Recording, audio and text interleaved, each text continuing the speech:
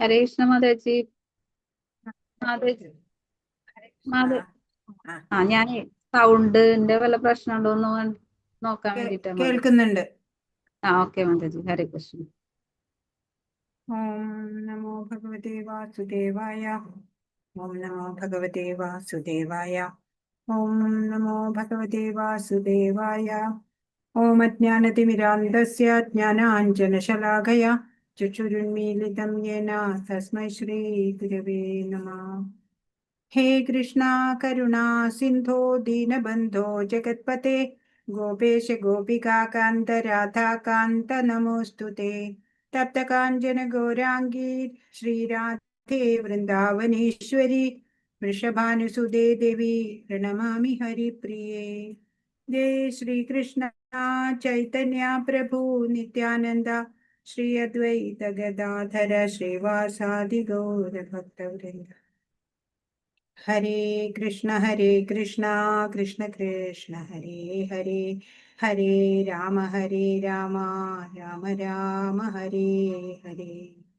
ഹരേ കൃഷ്ണ കൃഷ്ണ കൃഷ്ണ ഹരേ ഹരേ, ഹരേ രാമ രാമ രാമ ഹരേ ഹരേ.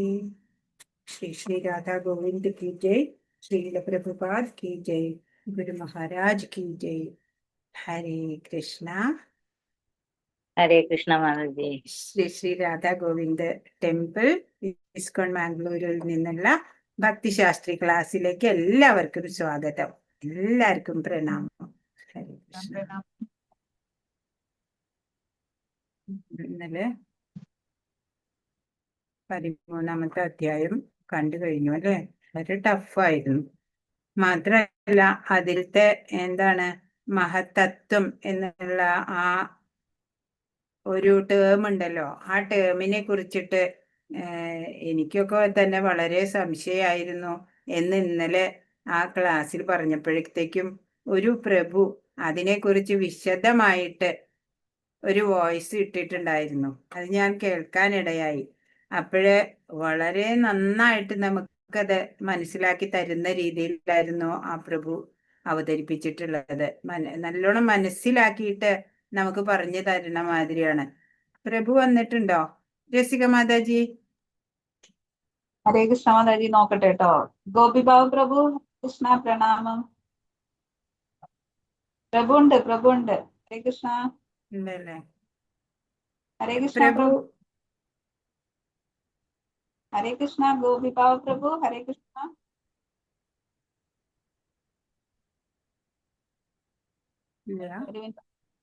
ഉണ്ട്, വീഡിയോയിൽ ഓണാണല്ലോ. ഹരേ കൃഷ്ണ. ആ പ്രഭു. ഹരേ കൃഷ്ണ. ഹരേ കൃഷ്ണ. പ്രഭു പ്രണാമം. പ്രഭുവിനെ ഞാൻ ഗുരുവായിട്ട് അംഗീകരിക്കുകയാണ് കേട്ടോ. പറയരുത്. ഹരേ കൃഷ്ണ. പ്രഭു സ്വന്തം വാക്കിൽ അതൊന്ന് പറഞ്ഞു തരുമോ ഞങ്ങൾക്ക്? പറഞ്ഞ എല്ലാവർക്കും അത് ഉപകാരമാവും. അപ്പോഴേ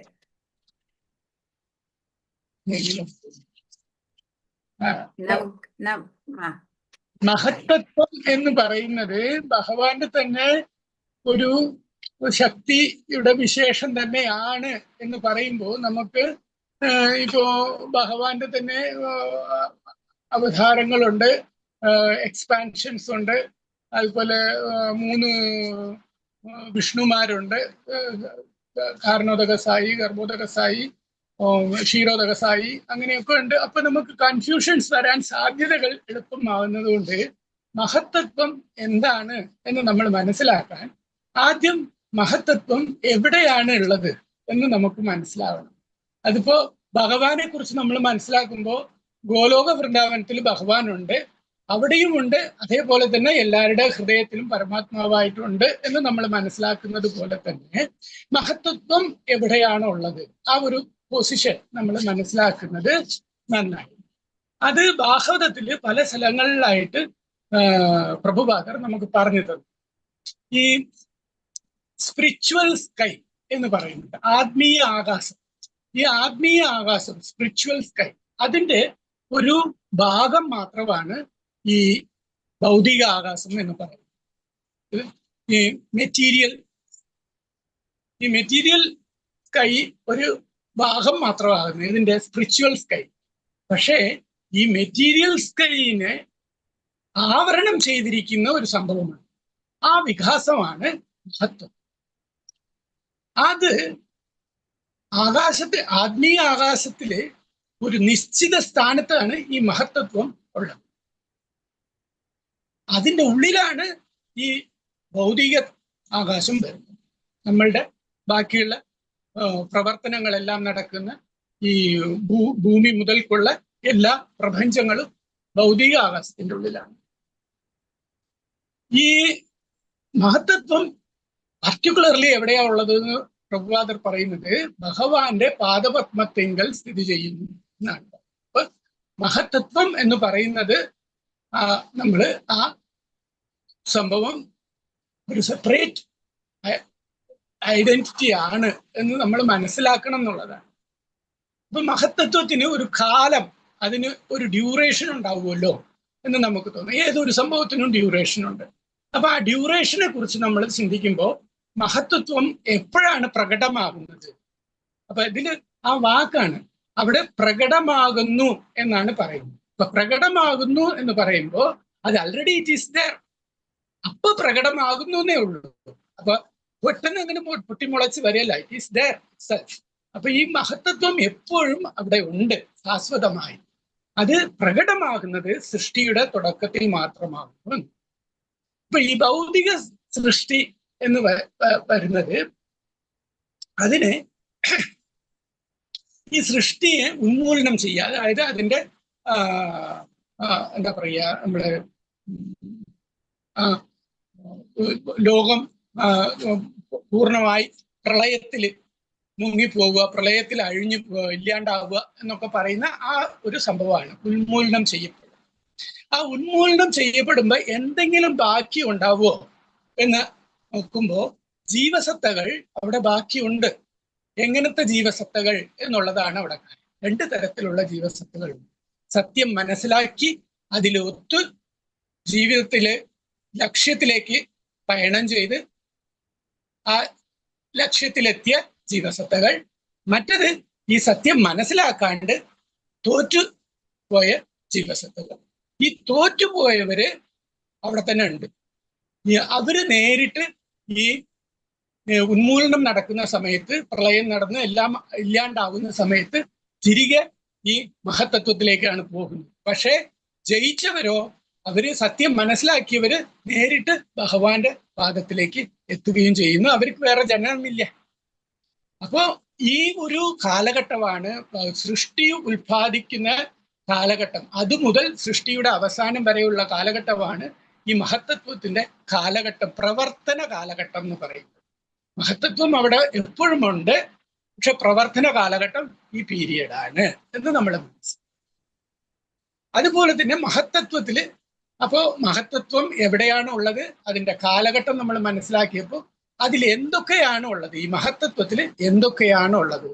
അപ്പൊ നേരത്തെ നമ്മൾ പറഞ്ഞായിരുന്നു ഭൗതിക പ്രകൃതിയുടെ നാശം സംഭവിക്കുമ്പോൾ അതിൽ ഏറ്റവും ബാക്കിയായിട്ട് വരുന്നത് ആ തോറ്റുപോയ ജീവസത്തകൾ നേരിട്ട് എത്തുന്നത് എവിടെയാണ്? മഹത്തത്വത്തിലാണ്. So it is that.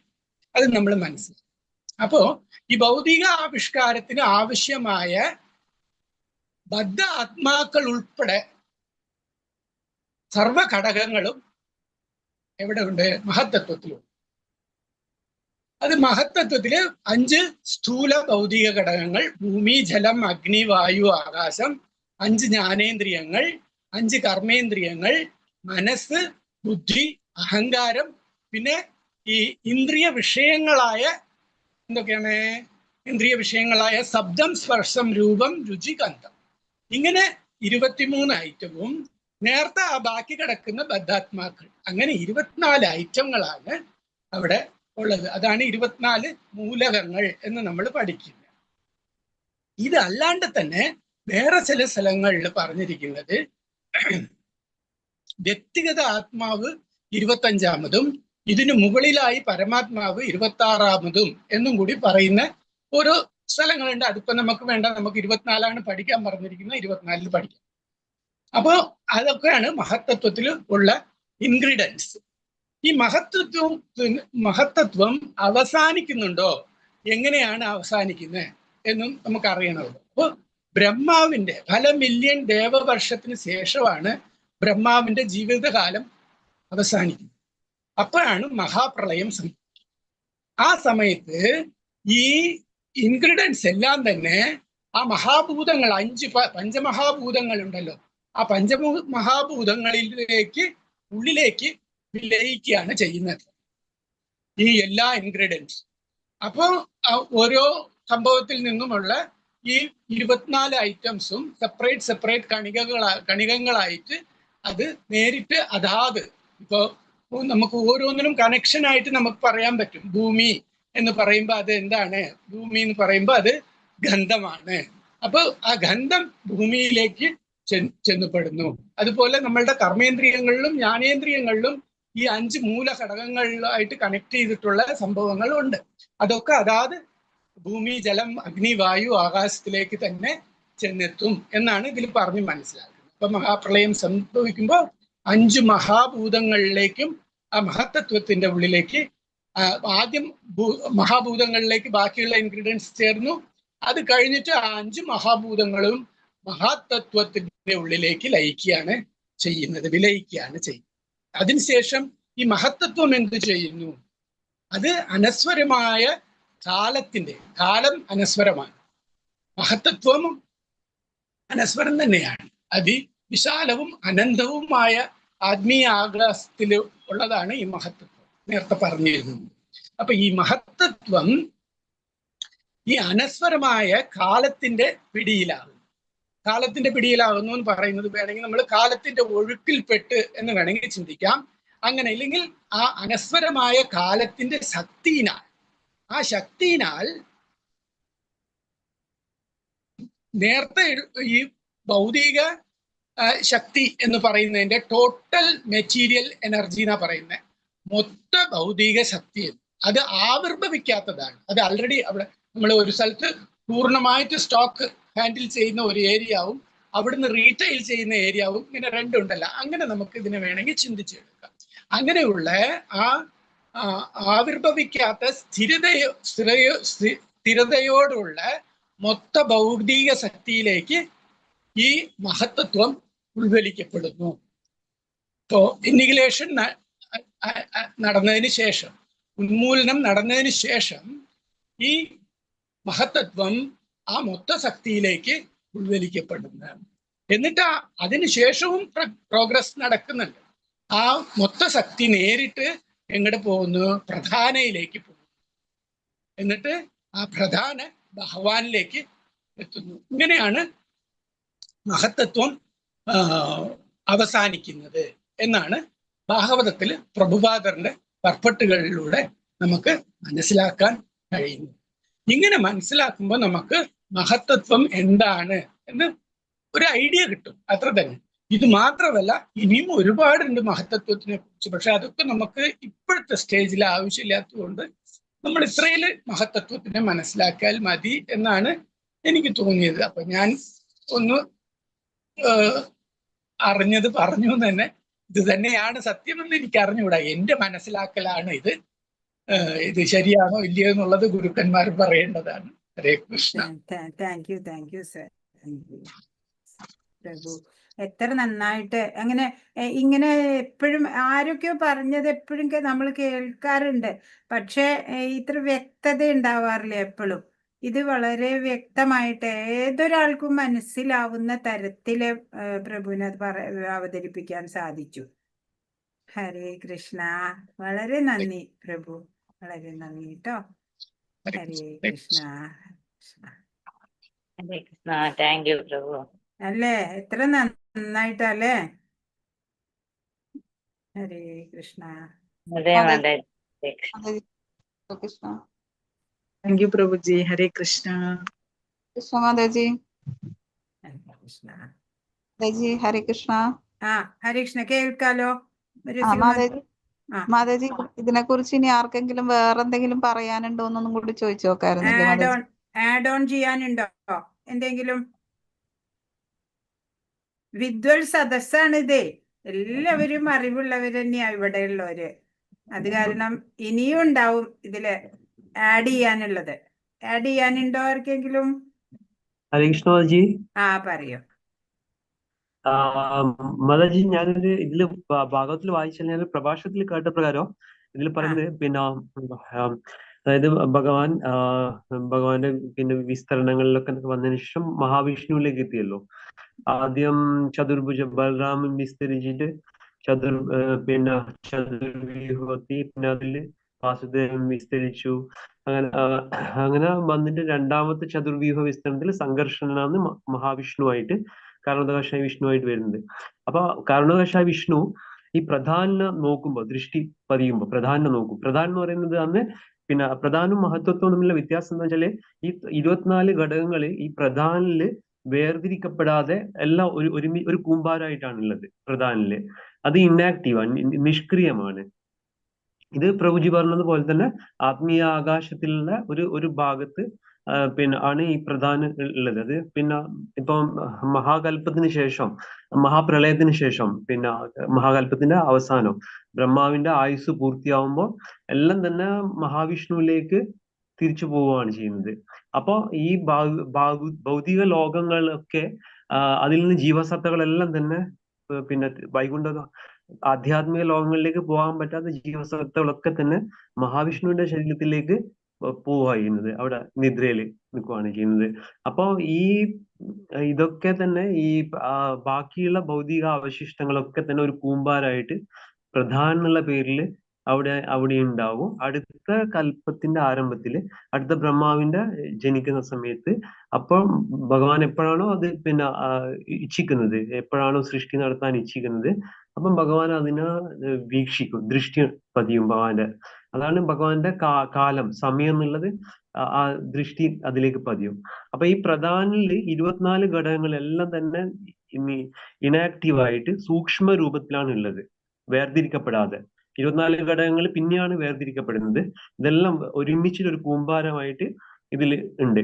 അപ്പൊ അതിലൊരു തരത്തിലുള്ള വൈവിധ്യവും ഇല്ല, വൈവിധ്യമൊന്നും ഇല്ലാതെ ജീവാത്മാക്കളും അതിലില്ല.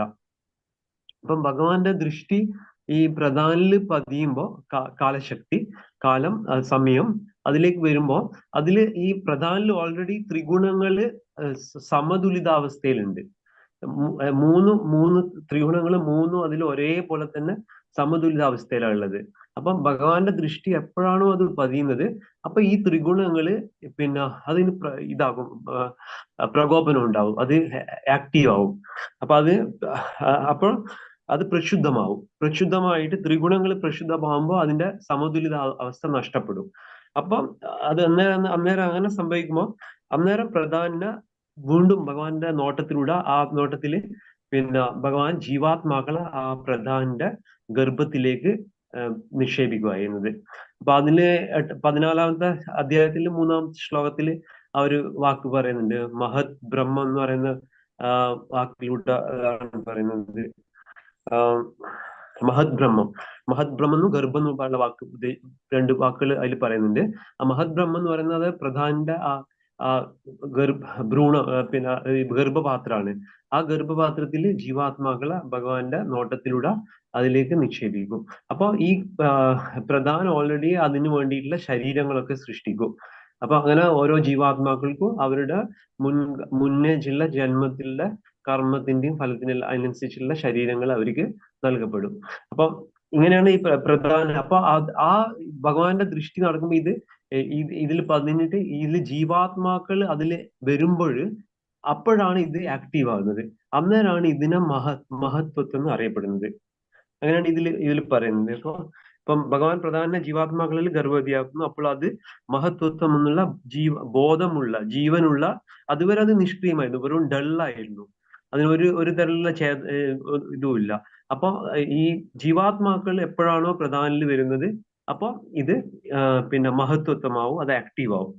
അപ്പൊ അങ്ങനെ പിന്നെ അവിടെ അനേകം വൈവിധ്യങ്ങളുണ്ട്, അനേകം പ്രപഞ്ചങ്ങളുണ്ട്.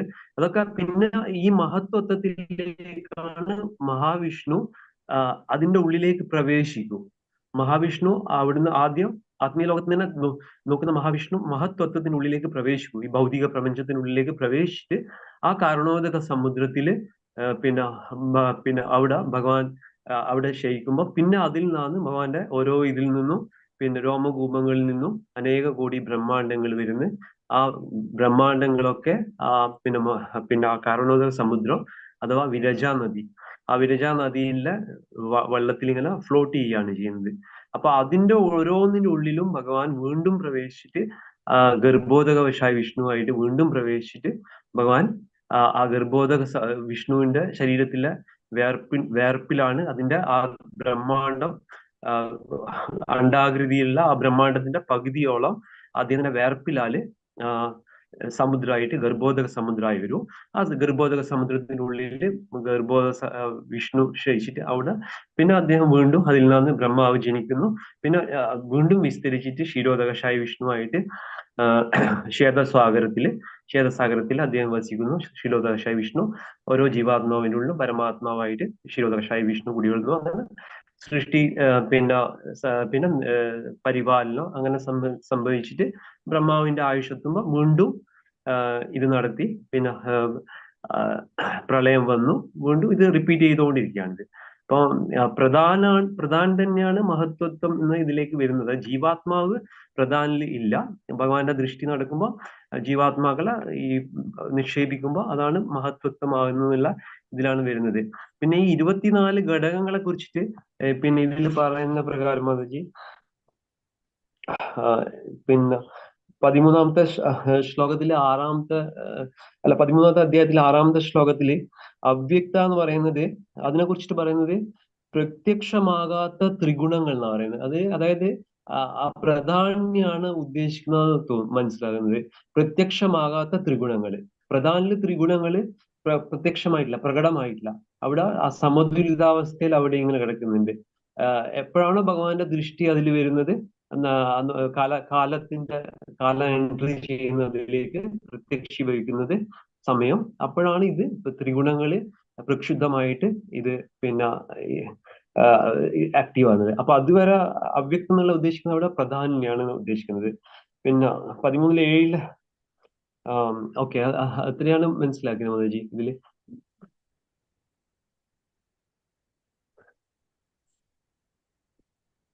കൃഷ്ണ കുറച്ചും കൂടി ആഡ് ഓൺ ചെയ്ത് തന്നു പ്രഭു. കൃഷ്ണ എല്ലാവർക്കും നല്ലതുപോലെ അറിവുണ്ട് കേട്ടോ ഇവിടെ. എനിക്കാണ് അറിയാത്തത്. ഹരേ കൃഷ്ണ മാതാജി. മാതാജി ഇത് അറിവ് എന്നല്ല ഞാൻ പറയാൻ പറ്റുക. ഞങ്ങള് കുറച്ച് ഹോംവർക്ക് ചെയ്തേ ഉള്ളൂ മാതാജി. ഹോംവർക്ക് ചെയ്തത് കുറച്ച് പോയിന്റ്സ് കിട്ടിയത് കളക്റ്റീവ് പോയിന്റ്സ് ആക്കി. അതെ, അത് പറയണം. അറിയാത്ത എല്ലാവർക്കും അത് ഉപകാരപ്രദാവില്ലേ? അങ്ങനെ പറയുമ്പോ പറയാതിരുന്നാലോ ആർക്കും, അല്ലേ? ഹരേ കൃഷ്ണ മാതാജി. ഇനിയുണ്ട് ആൾക്കാര്, ഇനിയുണ്ട്. വിദ്വൽ സദസ്സിലെ എല്ലാവരും വരട്ടെ പുറത്തേക്ക്. അതെ അതെ, എല്ലാരും പറയണം. കമന്റ്സ് പറയൂ. ഇതിനെ ആഡ് ഓൺ ചെയ്യാനുള്ളത് ആഡ് ചെയ്ത് തരൂ. ഹരേ കൃഷ്ണ പ്രഭു, ആഡ് ചെയ്യാനുള്ളതെല്ലാം സംശയമാണ്. ഈ കാരണോദക സമുദ്രാണ് വിരജ നദി അല്ലേ പ്രഭു?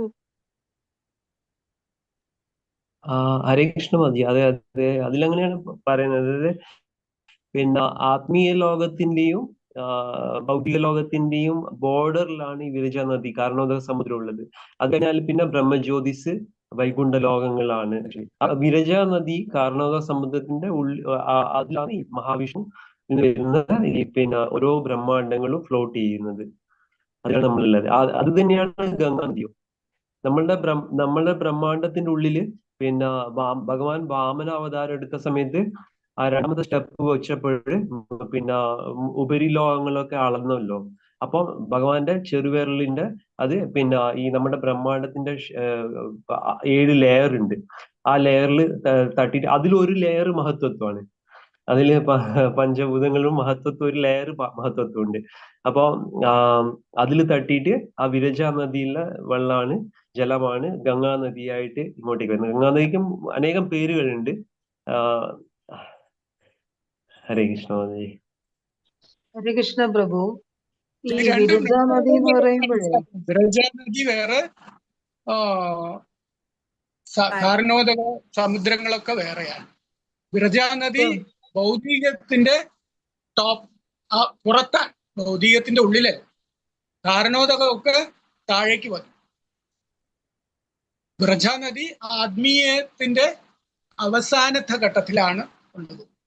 വിരജാനദി കഴിഞ്ഞാൽ മാത്രമേ ആത്മീയതയിലേക്ക് പോകാൻ പറ്റുള്ളൂ. അതിന് ഒരു ചെറിയൊരു സൂത്രം പറയാറുണ്ട്. വ്രജാനദി പാസ് ചെയ്യാനായിട്ട് എളുപ്പ വഴി എന്ന് പറഞ്ഞു തരുന്നതുണ്ട് വൈദിക തത്വങ്ങളില്. പ്രഭുപാദും പല സ്ഥലങ്ങളിൽ പറഞ്ഞിട്ടുണ്ട്. അത് ഗോ സംരക്ഷണം, ഗോസേവ ചെയ്താൽ വ്രജാനദിയെ പാസ് ചെയ്യാനുള്ള ടോക്കൻസ് കിട്ടും എന്നാണ് പറയുന്നത്. വ്രജാനദി ഭൗതികത്തിന്റെ പുറത്താണ്, ആത്മീയതയുടെ ഏറ്റവും താഴെയും. അത് കഴിഞ്ഞിട്ടാണ് കാരണോദകം, ഗർഭോദകം, എല്ലാ ഉദകങ്ങളും, എല്ലാ സമുദ്രങ്ങളും. ഹരേ കൃഷ്ണ. ഹരേ കൃഷ്ണ പ്രഭു. ഹരേ കൃഷ്ണ.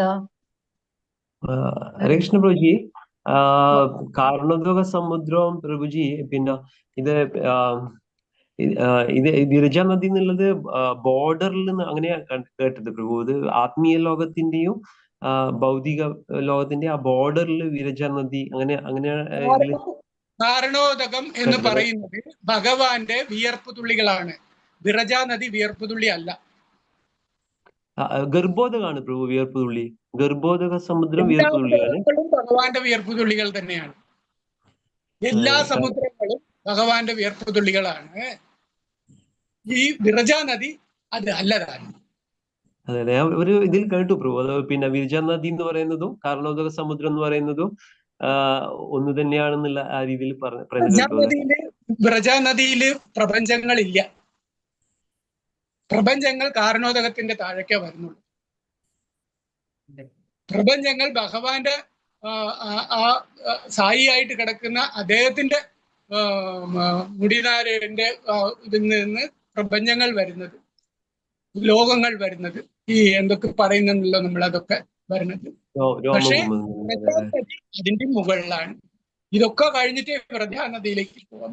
നമ്മുടെ ചാർട്ട് നോക്കുമ്പോൾ കുറച്ചും കൂടി മനസ്സിലാവും എന്ന് വിചാരിക്കുന്നു. ഇന്നാള് ആരാ നമുക്ക് പറഞ്ഞു തന്നത്, അതിലിങ്ങനെ ഒരു പാത്ത് വേ കാണിച്ചിട്ടുണ്ട്. How the Atma is going towards the aboard എന്ന്. അതിന് കാണുമ്പോൾ നമ്മൾ വ്രജാനദിയെ മനസ്സിലാക്കാൻ കഴിയും. വ്രജാനദി വേറെ. ഇപ്പോഴെടുക്കണോ ചാർട്ട് എടുക്കണോ? ഹരേ കൃഷ്ണ പ്രഭു. ഹരേ കൃഷ്ണ.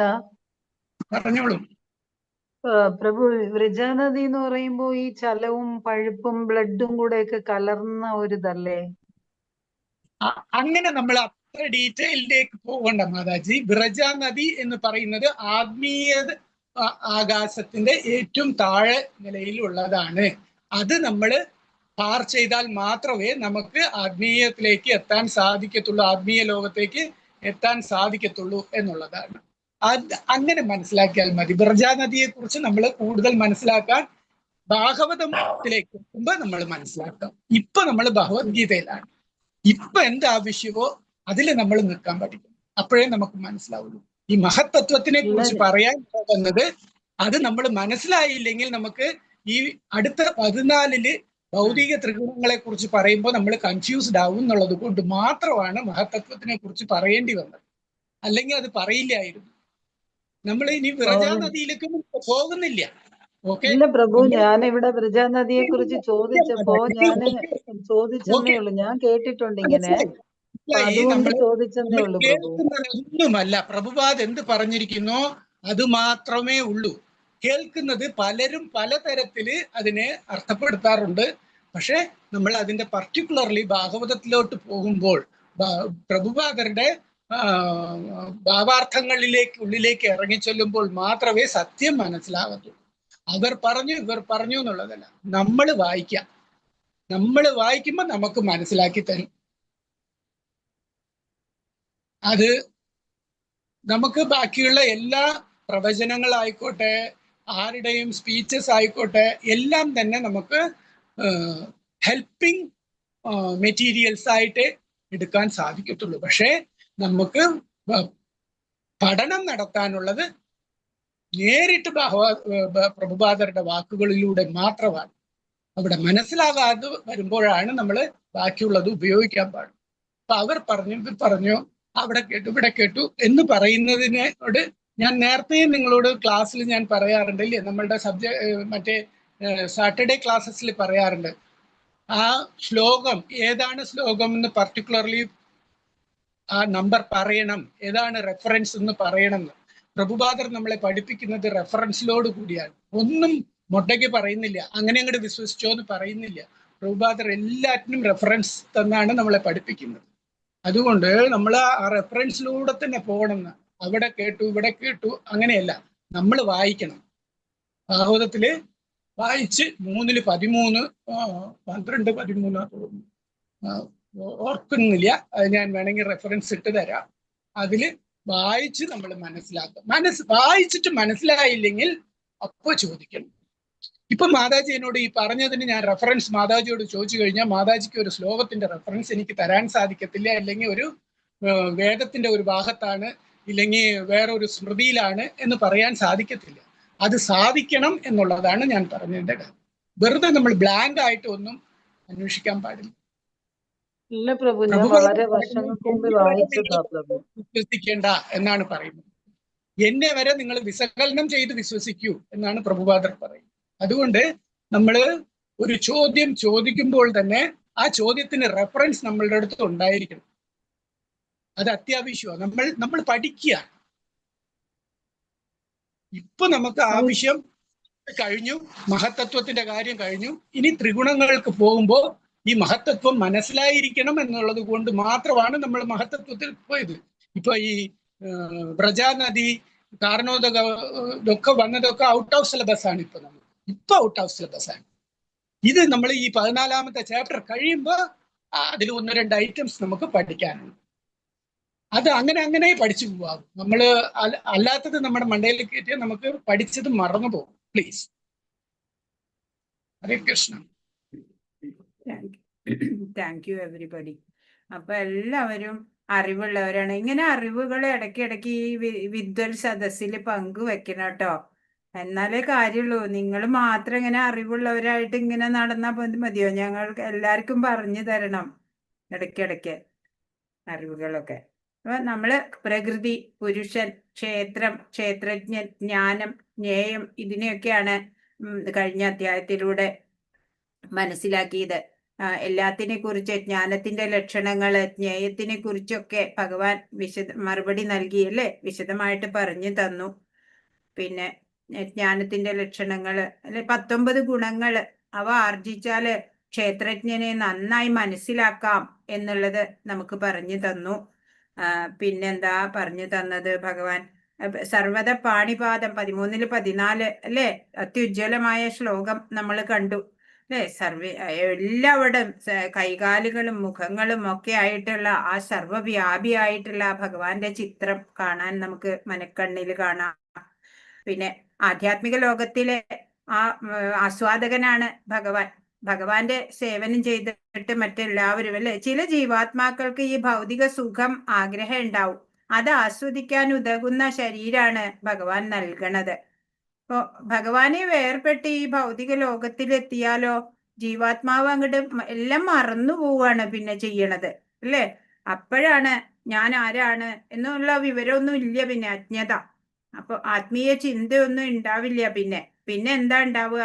ത്രിഗുണങ്ങളുടെ പ്രവർത്തനമാണ് പിന്നെ നടക്കണത്. അപ്പോ ആ ത്രിഗുണങ്ങളെ നമ്മൾ ഒന്ന് പഠിക്കണം. അത് അറിഞ്ഞു കഴിഞ്ഞാൽ പിന്നെ ജനന മരണങ്ങളിൽ നിന്ന് മോചനം നേടാനുള്ള ഒരു മാർഗമൊക്കെ നമുക്ക് കണ്ടുപിടിക്കാൻ പറ്റും. ഈ ജീവാത്മാവിനെ ഇത് വളരെയധികം ബന്ധിപ്പിച്ചിടുകയാണ് ചെയ്യണത് ഈ ത്രിഗുണങ്ങള്. അപ്പൊ ഒരു വ്യക്തിയിലെ ഈ ത്രിഗുണങ്ങളുടെ വർധനവ് എങ്ങനെയാണ് തിരിച്ചറിയുക? ഓരോ ഗുണത്തിലുമുള്ളവര് ശരീരം വെടിയുമ്പോൾ എങ്ങോട്ട് എത്തിച്ചേരുന്നു, പ്രകൃതി ഗുണങ്ങളെ എങ്ങനെ മറികടക്കാം, അതൊക്കെയാണ് ഈ അധ്യായത്തിലൂടെ ഭഗവാൻ നമുക്ക് പറഞ്ഞു തരുന്നത്. ഭൗതിക പ്രകൃതിയുടെ ത്രിഗുണങ്ങൾ എന്നുള്ള ആ 14ാമത്തെ അധ്യായം വിഭാഗം 1 മുതൽ 13 വരെ എന്താ പറയണേ? ഭൗതിക ഗുണങ്ങളാൽ ആത്മാവിനെ ക്രമീകരിക്കാം എന്നാണ്. പിന്നെ 14 മുതൽ 18 വരെ ഓരോ ഭൗതിക ഗുണങ്ങൾക്കനുസരിച്ച് വരുന്ന അവസ്ഥകളാണ് പറയുന്നത്.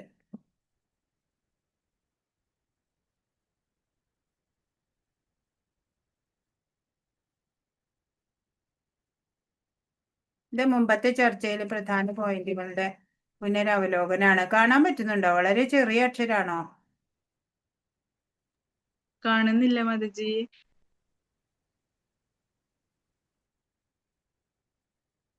കാണുന്നുണ്ട്. അത് സ്ക്രീൻ വലുതാക്കിയാൽ മതി മാതാജി.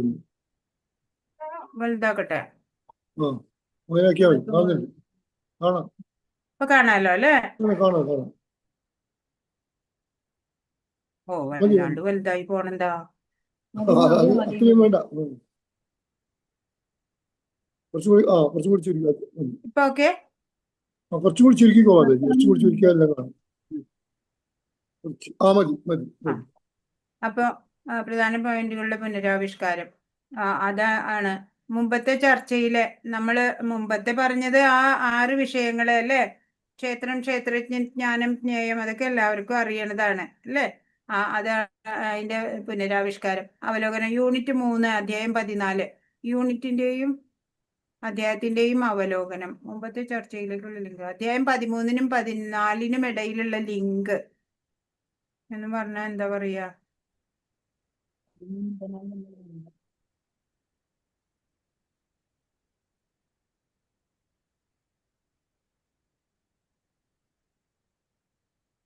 അപ്പൊ ഭൗതിക പ്രകൃതിയുടെ ബന്ധനത്തിൽ നിന്ന് മുക്തി നേടാൻ നമുക്ക് എങ്ങനെയാ സാധിക്കുക? അതിന് എന്തൊക്കെയാ നമ്മളെ സഹായിക്കണേ? ത്രിഗുണങ്ങളെയൊക്കെ ഒഴിവാക്കിക്കൊണ്ട് എങ്ങനെയാന്നൊക്കെ നമ്മൾക്ക് മനസ്സിലാക്കണം.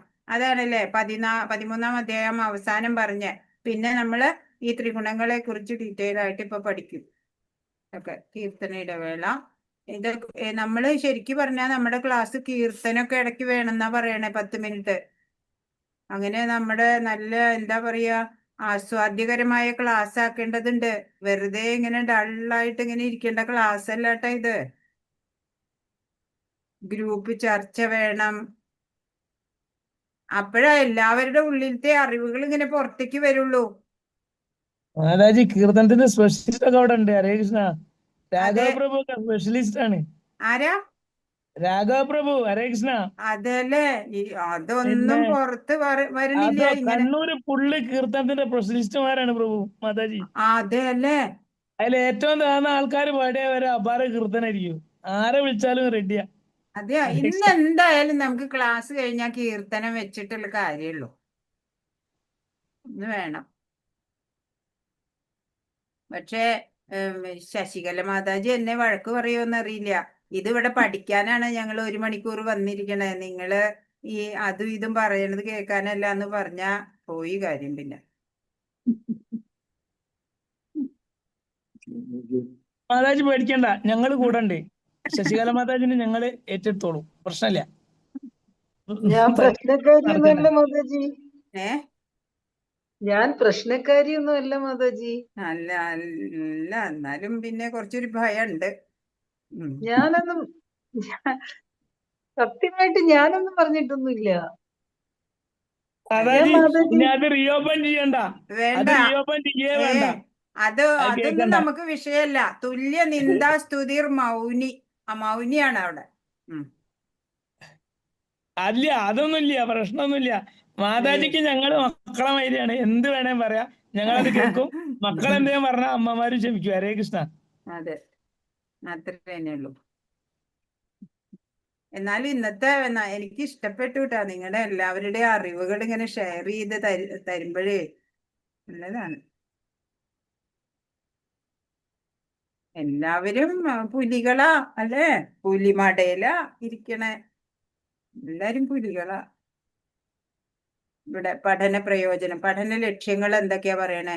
ഈ അധ്യായത്തിന്റെ അവസാനത്തോടെ വിദ്യാർത്ഥികൾ ഇതായിരിക്കണം. എനിക്ക് കാണാനും ഇല്ല വായിക്കാൻ. അധ്യായം 13-നും 14-നും ഇടയിലുള്ള ബന്ധം ആരാ ഒന്ന് പറഞ്ഞു തരിക? ഒന്ന് പറയോ? ദാർശനിക ആശയങ്ങളും ശ്ലോകങ്ങളുടെ വിഭാഗങ്ങളും അവ എങ്ങനെയാന്ന് അധ്യായം 14 സംഗ്രഹം. അത് കഴിഞ്ഞിട്ടുള്ളതാ അല്ലേ? നമ്മൾ അധ്യായം കഴിയുമ്പോൾ നമുക്ക് ഇതൊന്നും കൂടെ നോക്കാം. 14 ഉപവിഭാഗങ്ങൾ എന്തൊക്കെയാ? ഭൗതിക ഗുണങ്ങളാൽ ആത്മാവിന്റെ അവസ്ഥകൾ 1 മുതൽ 13 വരെയുള്ള ശ്ലോകം. ഓരോ ഭൗതിക ഗുണങ്ങൾക്കനുസരിച്ച് വരുന്ന അവസ്ഥകൾ 14 മുതൽ 18 വരെ ശ്ലോകം. ഗുണങ്ങൾ മറികടക്കുന്നതാണ് 19 മുതൽ 27 വരെ. കൃഷ്ണ ഓം നമോ ഭഗവതേ വാസുദേവായ. മുമ്പത്തെ വിഭാഗത്തിലുള്ള 13-ാം അധ്യായത്തിലെ വ്യവസ്ഥിതനായ ആത്മാവിനെ, അതായത് ക്ഷേത്രജ്ഞനെ നിന്ന് പ്രകൃതി വ്യത്യസ്തമാണ്, എന്നിട്ടും അതിൽ കുടുങ്ങിപ്പോയ അവന്റെ പ്രവൃത്തി. 13-ാം അധ്യായത്തിൽ കൃഷ്ണൻ വിവരിക്കുന്നത് ഭൗതിക പ്രകൃതിയിൽ സ്ഥിതി ചെയ്യുന്ന രീതി.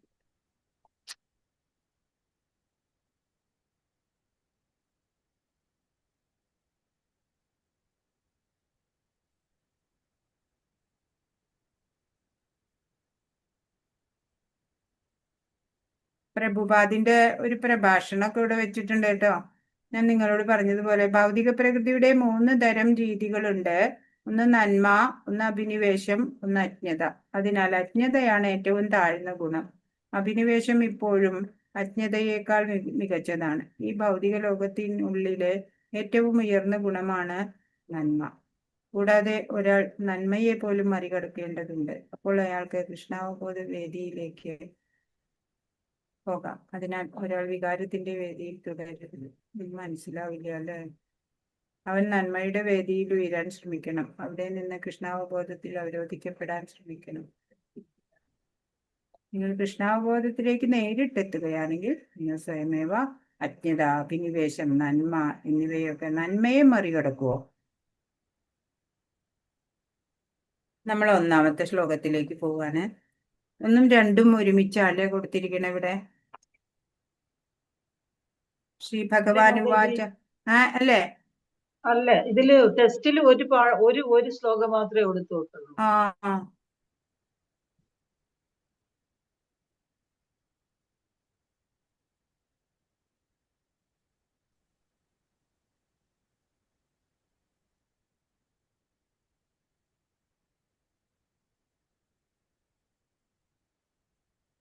ശ്രീ ഭഗവാൻ വാച പരം ഭൂയ പ്രവക്ഷ്യാമി ജ്ഞാനാനാം ജ്ഞാനമുത്തമം യജ്ഞാത്വാ മുനയ സർവേ പരാം സിദ്ധിമിതോ ഗത. അപ്പോ ശ്രീ പ്രഭുപാദരുടെ ഭാവാർത്ഥത്തിൽ നിന്ന് ഈ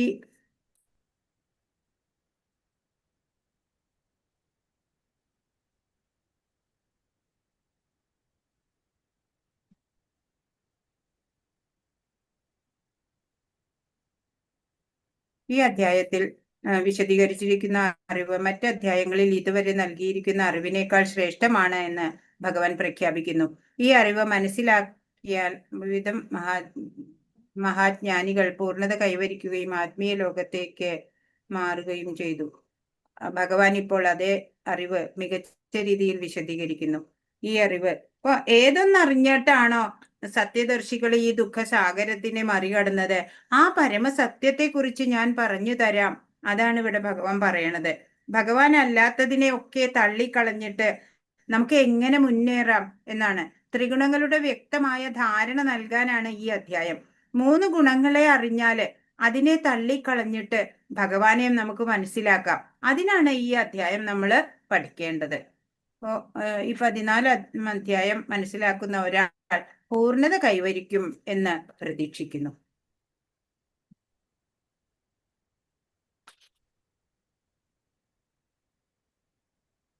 പ്രകൃതിയിലെ ത്രിഗുണങ്ങളുമായുള്ള സമ്പർക്കത്തിലാണ് ജീവസത്ത ഈ ഭൗതിക ലോകത്തിൽ കുരുങ്ങുന്നത് എന്ന് പലയിടത്ത് നമ്മൾ പഠിച്ചു അല്ലെ?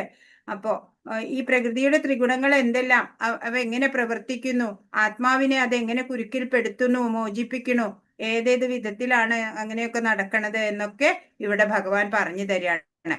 ഇവിടെ വിവരിക്കപ്പെടുന്ന ജ്ഞാനം ഉണ്ടല്ലോ, മറ്റധ്യായങ്ങളിലുള്ള ജ്ഞാനത്തിനേക്കാളൊക്കെ ഉത്കൃഷ്ടമായിട്ടുള്ള ഒരു അറിവ് തന്നെയാണ്. ഇപ്പോ പലരും ഋഷിവര്യന്മാരൊക്കെ പരിപൂർണതയിൽ എത്തിയതും ആധ്യാത്മിക ലോകത്തിലേക്ക് കടന്നതും ഒക്കെയും ഈ ജ്ഞാനം നേടിക്കൊണ്ടാണ് എന്നാ പറയണേ. അപ്പോ ഈ ജ്ഞാനത്തിനെയാണ് ഭഗവാൻ ഇവിടെ കുറെ കൂടി ഭംഗിയായിട്ട് വിവരിക്കുന്നത്. ഇതുവരെ പ്രതിപാദിച്ചിട്ടുണ്ട് പല ജ്ഞാന പ്രക്രിയകള്. അതിനേക്കാൾ ഏറെ ശ്രേഷ്ഠതയാണ് ഈ ജ്ഞാനത്തിന്. ഇതറിഞ്ഞിട്ട് പലരും തന്നെ പൂർണ്ണത നേടിയിട്ടുണ്ട്. അതുകൊണ്ട് സശ്രദ്ധം ഈ അധ്യായം നമ്മൾ പഠിക്കേണ്ടതാണ് എന്നാണ് പ്രഭുപാദ് ഇവിടെ എഴുതിയിട്ടുള്ളത് ഭാവാർത്ഥത്തില്. രണ്ടാമത്തെ, ഇങ്ങനെ ഒരു ജ്ഞാനം നേടുന്നത് കൊണ്ട് എന്ത് ഗുണമാണ് എന്നാണ് രണ്ടാമത്തെ ശ്ലോകം. ഇതം ജ്ഞാനമുപാശ്രിത്യ മമ സാധർമ്മ്യമാഗത സർഗേപിനോപജായന്തേ പ്രളയേന വ്യഥന്തി ച. ഈ ജ്ഞാനത്തിൽ ഉറച്ചു നിൽക്കുന്നത് കൊണ്ട് എന്റേതിന് സമാനമായ അതീന്ദ്രിയ ഭാവത്തെ പ്രാപിക്കാൻ കഴിയും. അങ്ങനെ ഉറച്ചു നിന്നു കഴിഞ്ഞാൽ ഒരുവൻ സൃഷ്ടികാലത്ത് പിന്നെ ജനിക്കില്ല, പ്രളയകാലത്ത് ആകുല ചിത്തനാവില്ല എന്ന്. ഒരു ജ്ഞാനി അല്ലെങ്കിലും ജനനത്തിൽ സന്തോഷിക്കണില്ല, അല്ലെ, മരണത്തിൽ ദുഃഖിക്കുന്നുമില്ല. ആ ഒരു അവസ്ഥ വരണം നമുക്ക്. അതിനാ നമുക്ക് ഈ ജ്ഞാനം വേണ്ടത്.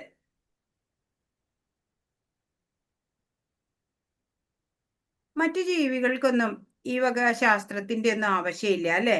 ജനിക്കുമ്പോൾ തന്നെ എന്ത് വേണം എന്ത് വേണ്ട എന്നൊക്കെ അറിയാനുള്ള ഒരു പ്രത്യേക സോഫ്റ്റ്വെയർ അവർക്ക് പിടിപ്പിച്ചിട്ടാ വിട്ടിരിക്കണേ. നമുക്കതില്ലാത്ത കാരണം നമ്മൾ ഈ അല്ലെ ഋഷികള് ധ്യാനത്തിലൂടെ കണ്ടെത്തിയ ഈ ജ്ഞാനം വേദങ്ങളിലും ഒക്കെ കൂടി തന്നിട്ടുള്ള ഭഗവാനിൽ നിന്ന് വന്നിട്ടുള്ള ആ അറിവ്, അതൊക്കെ നമ്മൾ പഠിച്ച് മനസ്സിലാക്കിയാൽ മാത്രമേ നമുക്ക് അറിയുള്ളൂ, അല്ലെ. ഇപ്പോ ഈ തികഞ്ഞ ആധ്യാത്മിക ജ്ഞാനം അത് ലഭിച്ചാല് മനുഷ്യൻ പിന്നെ ഗുണങ്ങൾ കൊണ്ട് ഭഗവാനോട് തുല്യനാകും എന്നാണ്. അയാള് പിന്നെ ഈ ജനിമൃതികളിൽ നിന്നൊക്കെ മോചനം കിട്ടിയ ആളായി മാറും, മുക്തിയായി അയാൾക്ക്.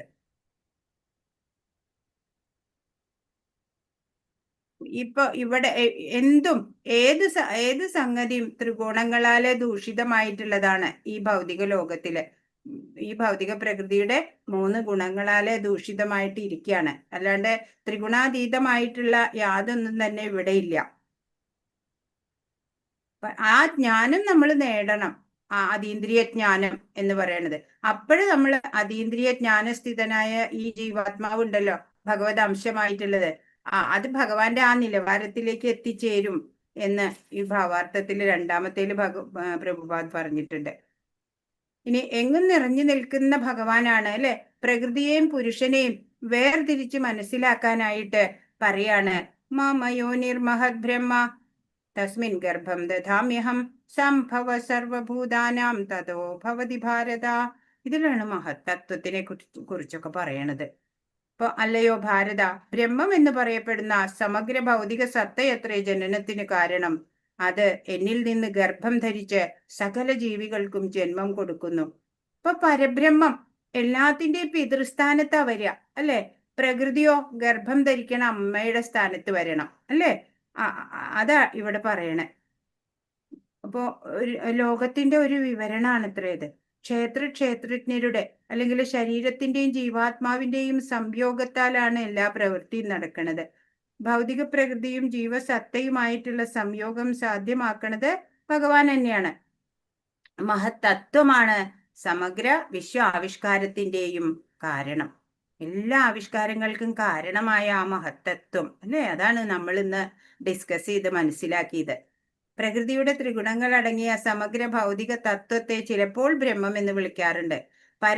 പരമപുരുഷൻ സമഗ്ര ഭൗതിക തത്വത്തെയും പൂരിതമാക്കുകയും അങ്ങനെ എണ്ണമറ്റ വിശ്വങ്ങൾ ഉണ്ടാവുകയും ചെയ്യുന്നു എന്നാണ് ഇവിടെ.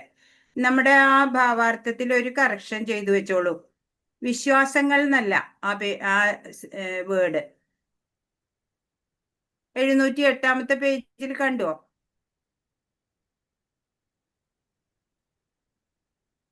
അത് അവിശ്വാസം എന്നല്ല, വിശ്വങ്ങൾ എന്നാണ് കേട്ടോ. അത് വിശ്വങ്ങൾ എന്നാക്കിയാ മതി. മഹത്തത്വം എന്ന ഈ ഭൗതിക സത്തയെ വൈദിക സാഹിത്യങ്ങൾ ബ്രഹ്മൻ എന്ന് വിളിക്കുന്നു എന്നാണ് വിവരിക്കുന്നത്. അപ്പൊ അത് നമ്മൾ പറഞ്ഞില്ല, അല്ലെ. മഹത്തത്വത്തിന് ഇങ്ങനെ പേര് വിളിക്കുന്ന മഹത്തത്വം എന്നുള്ള ആ ഭൗതിക സത്തയെ വൈദിക സാഹിത്യങ്ങൾ ബ്രഹ്മൻ എന്നാണ് വിവരിക്കുന്നത്. തസ്മാദേതത് ബ്രഹ്മനാ നാമരൂപം അന്നം ചജായതെന്ന് മുണ്ടകോപനിഷത്തില് പറയുന്നുണ്ട് അത്രേ. പരമപുരുഷൻ ബ്രഹ്മത്തെ ജീവസത്തകളുടെ ബീജങ്ങളാൽ പൂരിതമാക്കുന്നു. എന്നിട്ട് ഭൂമി, ജലം, അഗ്നി, വായു മുതലായ 24 മൂലകങ്ങളും ഭൗതിക ശക്തി മാത്രാണ്. അവ മഹത്തായ ബ്രഹ്മത്തിന്റെ ഭൗതിക പ്രകൃതിയുടെ ഘടകങ്ങളാണ്. 7-ാം അധ്യായത്തിൽ പ്രസ്താവിച്ചതുപോലെ ഇവയ്ക്ക് അതീതമായ ജീവസത്ത എന്ന മറ്റൊരു ഉത്കൃഷ്ട പ്രകൃതിയുണ്ട്. ഉത്തമ പ്രകൃതി പരമദിവ്യോത്തമ പുരുഷന്റെ ഇച്ഛയാൽ ഭൗതിക പ്രകൃതിയുമായി സമ്പർക്കം പുലർത്തുകയും അങ്ങനെ ജീവജാലങ്ങളെല്ലാം ഭൗതിക പ്രകൃതിയിൽ ഇത് ഈ മൂന്നാമത്തെ പ്രഭുപാദ് ഇവിടെ എന്താ പറഞ്ഞേക്കണേ നോക്കട്ടെ.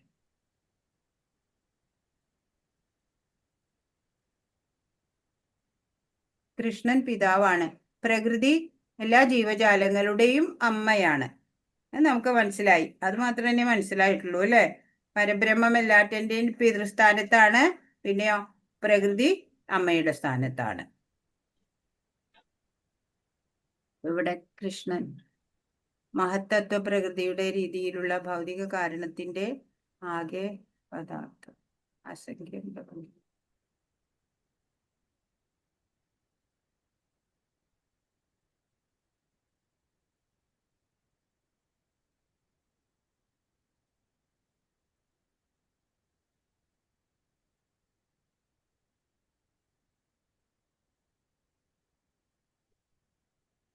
ഈ പ്രകൃതിയെ സൃഷ്ടിച്ചതിന് ശേഷം ബ്രഹ്മാവിനെ സൃഷ്ടിക്കുന്നത്.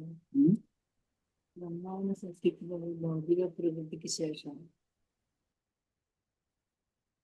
ഒരു ശ്ലോകം കൂടി വായിച്ചിട്ടാണ് ഗ്രൂപ്പ് ചർച്ച വരണത്. ഏതാണ് ആദ്യം ആവിർഭവിച്ചത് എന്നാണ് 4ാമത്തെ ശ്ലോകം പറയുന്നത്. സർവയോനിഷു കൗന്ദേയ മൂർത്തയ സംഭവന്തിയ താസാം ബ്രഹ്മ മഹദ്യോനിര അഹം ബീജപ്രതപിത. ഹേ കുന്തിപുത്ര, നാനാരൂപേണയുള്ള ജീവിവർഗങ്ങൾക്കെല്ലാം ഈ ഭൗതിക പ്രകൃതിയിൽ ജന്മമെടുക്കാൻ അവസരം നൽകിയത് ഞാനാണ്. ഭഗവാനാണ് എല്ലാ തരം ജീവിവർഗങ്ങൾക്ക് ഈ ഭൗതിക പ്രകൃതിയില് അവസരം നൽകുന്നത് ജന്മമെടുക്കാൻ. അവയുടെ ബീജപ്രദാതാവായ പിതാവും ഞാൻ തന്നെ എന്നറിയണം. ഭഗവാനും അതുപോലെ പ്രകൃതിയും രണ്ടും അനാദികളല്ലേ? ഭഗവാൻ മാത്രമല്ലല്ലോ അനാദി. ശ്രീകൃഷ്ണ ഭഗവാനാണ് ജീവസത്തകൾക്കെല്ലാം ആദി പിതാവെന്ന് ഈ ശ്ലോകം സ്പഷ്ടമാക്കുന്നുണ്ട്. ഭൗതികവും ആത്മീയവുമായ പ്രകൃതികളുടെ സംയോഗമാണ് ജീവസത്ത.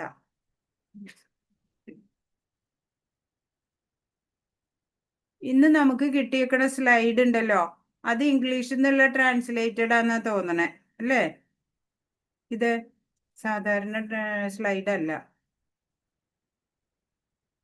ഭഗവത്ഗീതയുടെ ശ്ലോകങ്ങളുടെ പ്രസക്തി 3-4 സാമൂഹിക ധാർമ്മിക പരിസ്ഥിതികൾ പ്രശ്നങ്ങൾ ചർച്ച ചെയ്യുക. നാമനിഷ്ഠ പ്രഭുവിന്റെ ഉപസംഹാരത്തിന് 5 മിനിറ്റ്. ഈ 3-4 ശ്ലോകങ്ങൾ ഒന്ന് ചർച്ച ചെയ്ത് പറയോ ആരെങ്കിലും? ഹരേ കൃഷ്ണ. ആരെ ഒന്നും വേണ്ടാതെ ആരെ പറയാ? കൈലാസ്നാഥ് പ്രഭു ഒന്ന് പറയോ?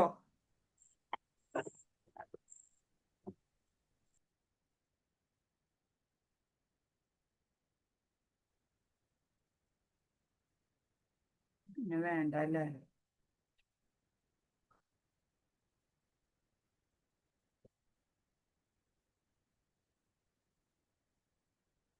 എന്താ മാതാജി ഹരേ കൃഷ്ണ?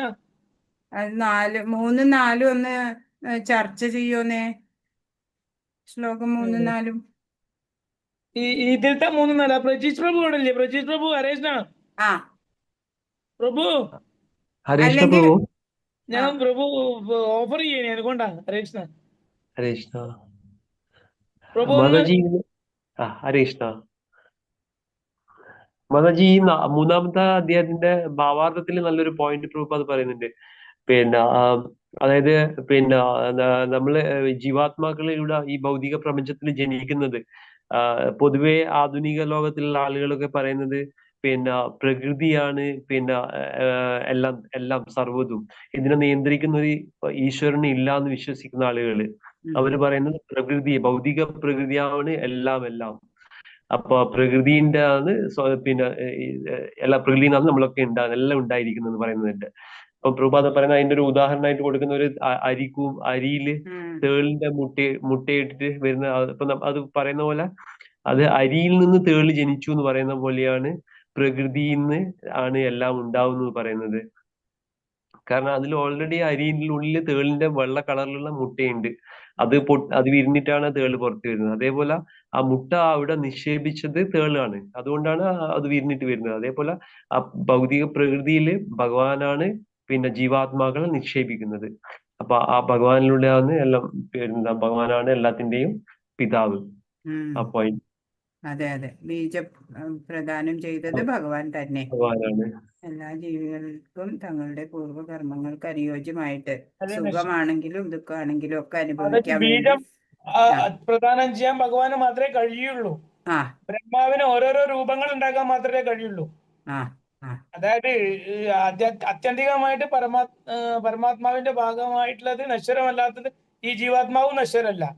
നശ്വരമല്ലാത്തൊക്കെ ഭഗവാൻ എന്നെ പ്രദാനം ചെയ്യാൻ പറ്റുള്ളൂ. അതിൽ യാതൊരു സംശയവുമില്ല. അതുകൊണ്ടാണല്ലോ ഭഗവാൻ തന്നെ പറഞ്ഞത് എല്ലാത്തിന്റെയും ബീജം ഞാൻ തന്നെയാണ്. അർജുന എന്ന് പറയുന്നുണ്ട്. എല്ലാത്തിന്റെ ഈ ഇതിൽ തന്നെയല്ലേ പറയണേ, ഈ 16-ാമത്തെ അധ്യായം 4-ാമത്തെ ശ്ലോകം. അപ്പോ നശ്വരമല്ലാത്തൊക്കെ ഭഗവാൻ തന്നെ ചെയ്യാൻ പറ്റുള്ളൂ. ബീജം പ്രദാനം ചെയ്യണം എന്നുള്ളത് വേറെ ആൾക്ക് ചെയ്യാനും പറ്റില്ല. നീ വിചാരിച്ചാൽ പോലും ഭഗവാന് മാത്രമേ പറ്റുള്ളൂ. യാതൊരു സംശയവും ഇല്ല. അതുകൊണ്ടാണല്ലോ നമുക്ക് നശ്വരമല്ലാണ്ടാവണത്. ഈ ആത്മാവ് ബാക്കിയാവണം. അതുകൊണ്ടാണോ? ഇല്ലെങ്കിൽ അതും നശിച്ചു വേണ്ടതല്ലേ ബ്രഹ്മാവാരും ചെയ്തിട്ടുണ്ടെങ്കിൽ. ഹരേ കൃഷ്ണ. ഹരേ കൃഷ്ണ.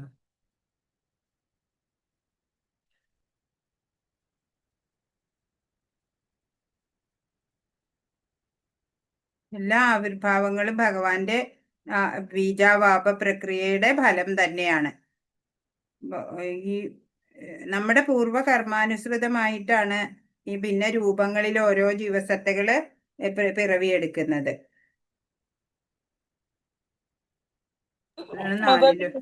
ഉണ്ടല്ലോ നമ്മളെ കർമ്മകൃതത്തിനനുസരിച്ചിട്ട് ഓരോരോ പുനരാവർത്തി ചെയ്യുമ്പോ അങ്ങനെ വരുന്നതാണല്ലോ. അപ്പോ ഭഗവാന് ഓരോ ലിസ്റ്റ് കൊടുത്തിട്ടുണ്ടെങ്കിൽ അത് ക്രിയേറ്റ് ചെയ്യാന്നുള്ളത് മാത്രമേ ബ്രഹ്മാവിന് ചെയ്യാൻ പറ്റുള്ളൂ. ഒരാളെ മുന്നോട്ടാക്കാനോ ഒരാളെ വേക്കോട്ടാക്കാനോ ആർക്കും പറ്റില്ല, ബ്രഹ്മാവിന് പറ്റില്ല. അപ്പൊ ബീജാവാനം ഭഗവാന് മാത്രമേ ഉള്ളൂ. അപ്പൊ എന്തായി നമ്മൾ തീരണം എന്നുള്ളത് നമ്മൾ ആചരിക്കുന്നതനുസരിച്ചിട്ട് ആയി തീരുമെന്ന് പറയുന്നുണ്ടെങ്കിൽ ഈ ജന്മത്തിൽ അങ്ങനെ ആവണമെന്നുണ്ടെങ്കിൽ ഭഗവാൻ തീരുമാനിക്കും. അപ്പൊ ആ ബ്രഹ്മാവിന്റെ അടുത്ത് പറയും. അത് എക്സിക്യൂഷൻ പവർ മാത്രമല്ലേ ബ്രഹ്മാവിനുള്ളൂ. അപ്പൊ ഫുൾ എല്ലാ ബീജവും ഭഗവാന്റെ തന്നെയാന്ന് ഭഗവാൻ പറയുന്നുണ്ട് കൃത്യമായിട്ട്. ഹരേ കൃഷ്ണ. ഹരേ കൃഷ്ണ. രാഘവ ചൈതന്യ പ്രഭുവിന്റെ കമന്റ്സ് ഒന്ന് വരട്ടെ. ഇതൊക്കെ വെള്ളത്തിലാവും. ഇപ്പം പറഞ്ഞതൊക്കെ ഞങ്ങൾ പറഞ്ഞതൊക്കെ വെള്ളത്തിലാവും. വരട്ടെ കൂട്ടെ. ഹരേ കൃഷ്ണ. വരട്ടെ. എന്നാലും കമന്റ് ഒന്ന് പറയോ? ഹരേ കൃഷ്ണ മാതാജി. എന്തോ ഒന്നും മിണ്ടാതിരിക്കണേ. എല്ലാവരും പറയുന്നത് കേൾക്കാനോ അതിനെ എടുക്കാനോ ശ്രമിക്കണം മാതാജി. പിന്നെ നല്ലതായിട്ട് മാതാജി, ഇതില് നമ്മളെ കഴിഞ്ഞ അധ്യായവും ഈ അധ്യായം തമ്മിൽ കഴിഞ്ഞ അധ്യായത്തിൽ പറഞ്ഞു ഈ പ്രകൃതി ഗുണങ്ങളിൽ നിന്ന് കടന്ന് വരാനുള്ള പ്രകൃതി ഗുണങ്ങളല്ല ക്ഷേത്രം. ആ ക്ഷേത്രത്തെ അറിയുന്ന രണ്ട് വ്യക്തികളുണ്ട് നമ്മുടെ ഉള്ളില്. ഞാനെന്ന ജീവാത്മാവും ആ ജീവാത്മാവിനെ അറിയുന്ന പരമാത്മാവും പിന്നെ ശരീരം. അതിനൊക്കെ പറഞ്ഞിട്ട് അതിന്റെ ബന്ധന നമ്മളിപ്പോ അതിൽ നിന്നെല്ലാം മറന്നു നിൽക്കുന്ന ആ ബന്ധനാവസ്ഥയിൽ നിന്ന് മുക്തി നേടാനുള്ള പ്രക്രിയ, അതിനെക്കുറിച്ച് ആ ത്രിഗുണങ്ങളെ കടന്നു പോകേണ്ട പ്രക്രിയയെ അദ്ദേഹം പറയുന്നു. അതിലിപ്പം മാതാജി ഇന്നലെ ഇന്നൊക്കെയായുള്ള ചർച്ചയിൽ നമ്മൾ മനസ്സിലാക്കി മൊത്തം ആവിഷ്കാരവും ശരീരവും ഈ മൊത്തം പ്രകൃതിയുടെ ആവിഷ്കാരം പോലെ തന്നെയാണ് നമ്മുടെ ശരീരം ഉള്ളത്. 24 മൂലകങ്ങൾ അടങ്ങിയ ശരീരം. അപ്പം ഈ ശരീരത്തിന്റെ അതിന്റെ തുടക്കവും അതിനെ പുലർത്തി പോരുന്നതും അതിന്റെ ഒടുക്കവും ആരെന്നുള്ളതിനെ കുറിച്ച് ഭഗവാൻ വിശദമായിട്ട് പറയുന്നു. നല്ല രീതിയിൽ നേരത്തെ പ്രജീഷ് പ്രഭു പറഞ്ഞ പോലെ എല്ലാത്തിന്റെയും ആദി ബീജം എന്ന നിലയിൽ ഭഗവാനെ താത്വികമായി സ്ഥാപിക്കുന്ന ശ്ലോകങ്ങളാണ്. എന്തൊരു സൗണ്ടാ രസിക മാതാജി എല്ലാരെയും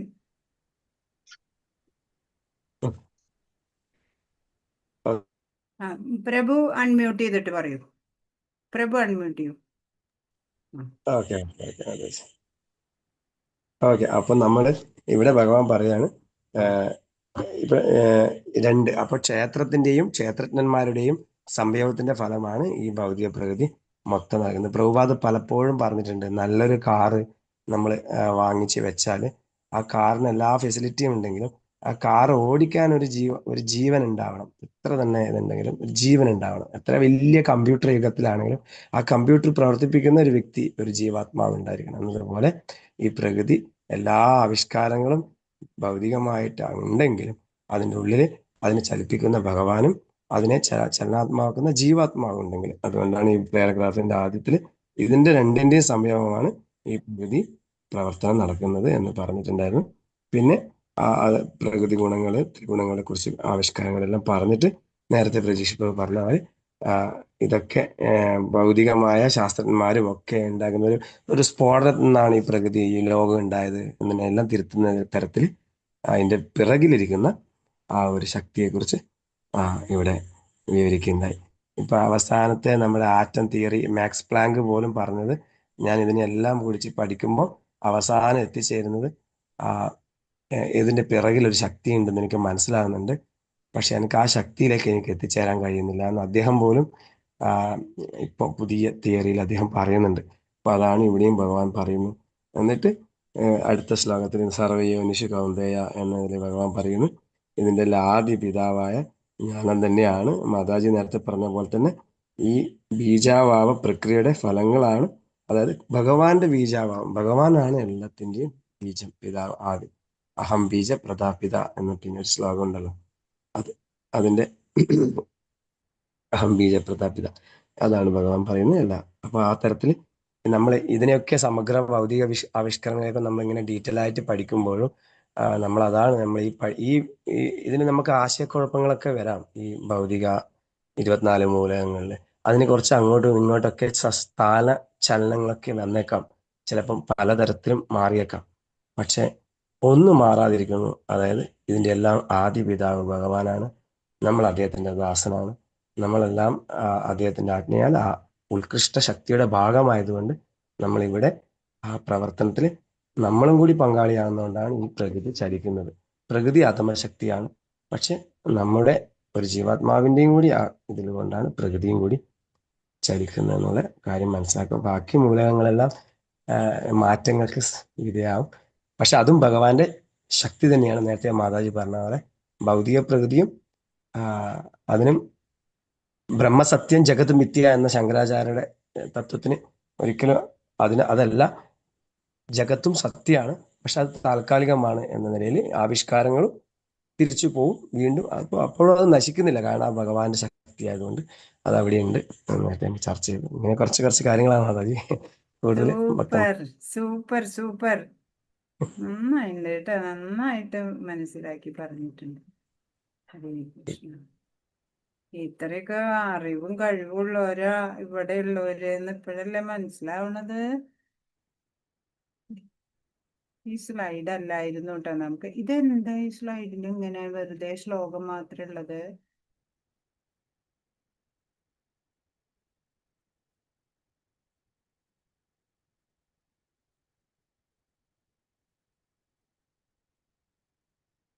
ഞാനിത് ഇന്നലത്തെയൊക്കെ പോലെയുള്ള സ്ലൈഡാന്ന് വിചാരിച്ചിട്ടാ ഇത് എടുത്തത് കേട്ടോ. ഇതാ കിട്ടിയത് എനിക്ക്. അപ്പൊ ഇത് വ്യത്യസ്തമാണെന്ന് അറിഞ്ഞെങ്കിൽ ഞാൻ മുമ്പൊന്ന് നോക്കി വെച്ചേനെ, അതുണ്ടായില്ല.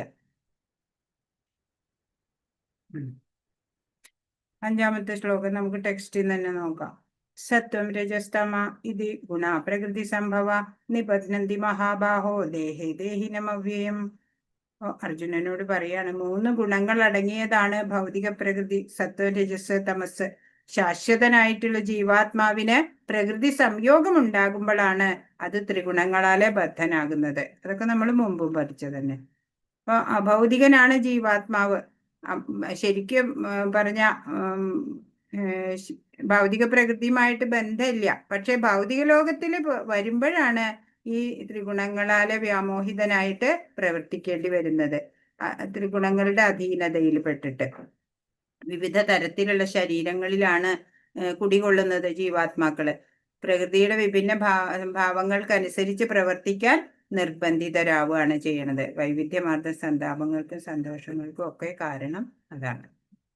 6 തത്ര സത്വം നിർമ്മലത്വാത് പ്രകാശകമനാമയം സുഖസംഖ്യേന ബധ്നാതി ജ്ഞാനസംഖ്യേന ജാനക.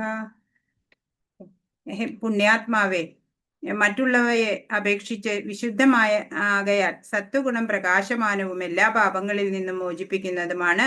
ആ ഗുണത്തിൽ സ്ഥിതി ചെയ്യുന്നവർ സുഖത്താലും ജ്ഞാനത്താലും ബദ്ധരാക്കപ്പെടും. അപ്പൊ ഓരോ ഗുണങ്ങളെ പറ്റി ഇനി പറയാണ്.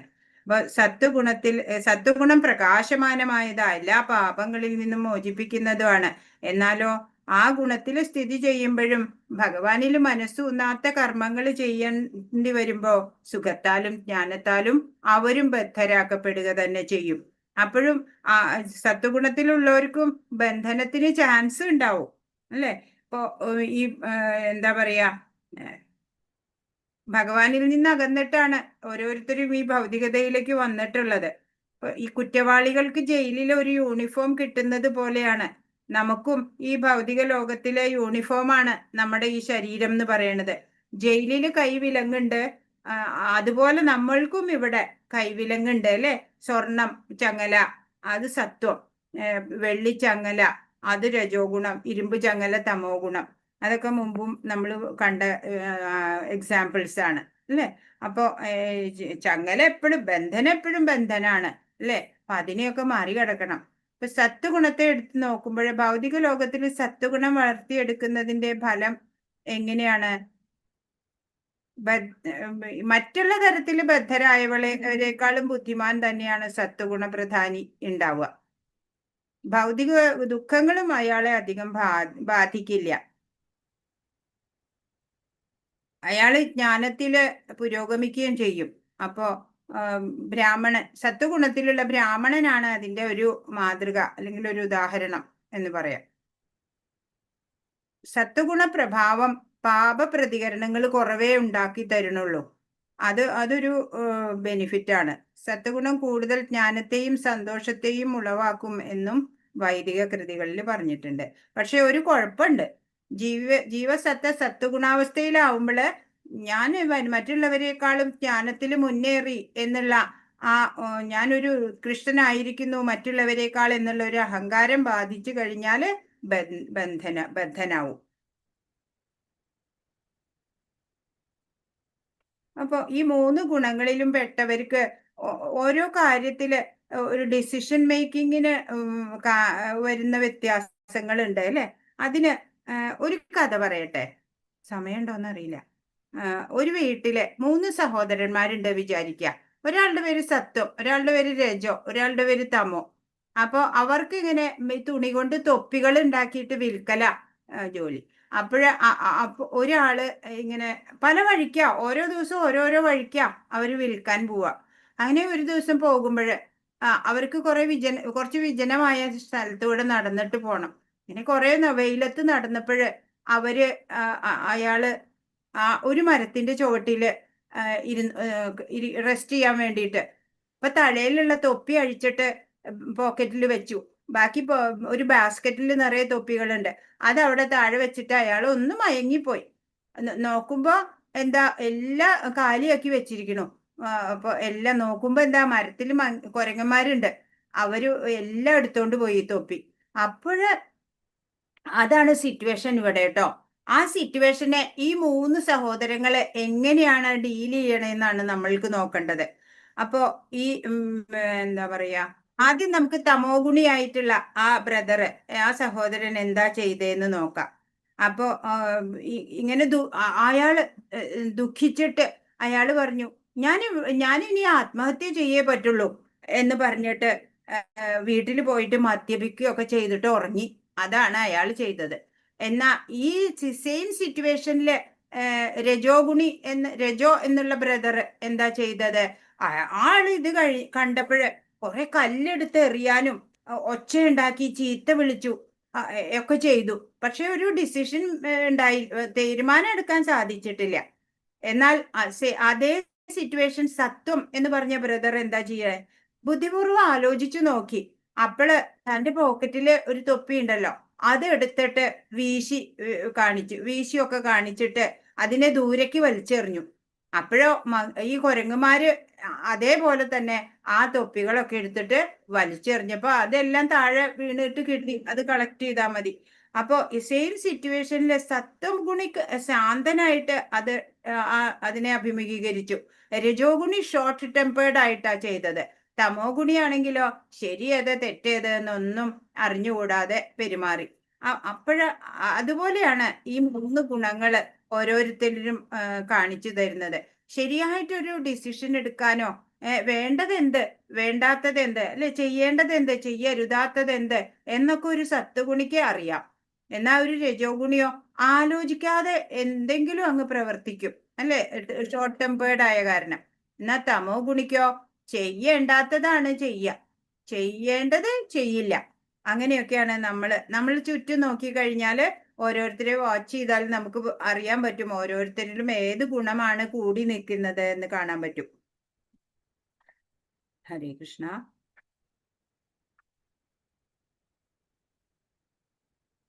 അപ്പൊ സത്വഗുണിയും ബന്ധനത്തിൽ പെടും എന്ന് ഇവിടെ പ്രഭുപാദ് പറയാണ്. സുഖം കൊണ്ടും ജ്ഞാനം കൊണ്ടും ഞാനാണ് കേമൻ, ശ്രേഷ്ഠനായ വ്യക്തി എന്ന് തോന്നൽ വരുമ്പോ, അഹങ്കാരം വരുമ്പോൾ അയാളും ബന്ധനാവും. അല്ലാതെ ഭഗവാൻ എനിക്ക് തന്ന കഴിവുകൾ ഞാൻ ഭഗവാനായിക്കൊണ്ട് വിനിയോഗിക്കണു എന്ന രീതിയിൽ പ്രവർത്തിക്കുകയാണ് സത്വഗുണി എന്ന് വെച്ചാൽ അത് അയാളെ മോചനത്തിന് സഹായിക്കും. ഹരേ കൃഷ്ണ. സമയായി അല്ലേ? ഇനിയും ആ കീർത്തനം ചൊല്ലാം. ആരാ കീർത്തനം ചൊല്ലുക? ഹരേ കൃഷ്ണ കൃഷ്ണ കൃഷ്ണ ഹരേ ഹരേ, ഹരേ രാമ രാമ രാമ ഹരേ ഹരേ. വാഞ്ചാകൽപതരുഭ്യശ്ച കൃപാ സിന്ധുഭ്യേവ ച പതിതാനാം പാവനേഭ്യോ വൈഷ്ണവേഭ്യോ നമോ നമഃ. അനന്തകോടി വൈഷ്ണവ വൃന്ദ കി ജയ്. ശ്രീല പ്രഭുപാദ് കി ജയ്. ഗുരു മഹാരാജ് കി ജയ്. ഹരേ കൃഷ്ണ. അപ്പൊ ഒരു കീർത്തനം പോരട്ടെ. രാധാനാഥ് പ്രഭു. കാർത്തിക് മാസത്തിലെ കീർത്തനം തന്നെ പാടാമോ? ഓക്കെ, പാടുന്ന.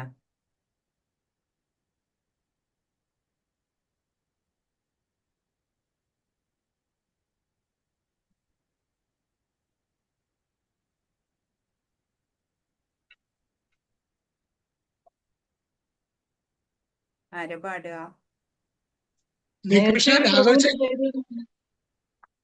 ആരാ? ദാമോദരാഷ്ടകം പ്രഭു പറയൂ. പ്രഭു പാടുമല്ലോ, ഏതോ പ്രഭുവിന്റെ പേര് പറഞ്ഞല്ലോ. രാധാനാഥ് പ്രഭു പാടൂ. രാഘവ ചൈതന്യല്ലേ പറഞ്ഞത്? അതെയോ? എന്നാ പിന്നെ രാഘവ ചൈതന്യ പ്രഭു പാടൂ. ഹരേ കൃഷ്ണ. പാടൂ. ഹരേ കൃഷ്ണ. ഓക്കെ, കാർത്തിക മന്ദിലെ പാട്ട് ദാമോദര അഷ്ടകാണ് പാടേണ്ടത്. ശ്രീ രാധ യശോദനന്ദന ശ്രീ ദാമോദര ഭഗവാനിക്ക് ജയ്. ശില പ്രഭുപാദക്ക് ജയ്.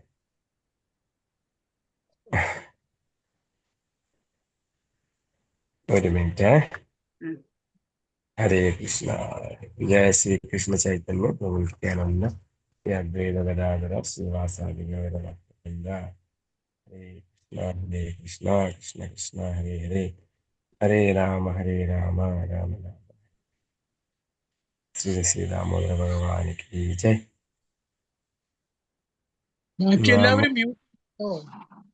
പറയൂ. ആരെങ്കിലും ഏറ്റു പാടണോ?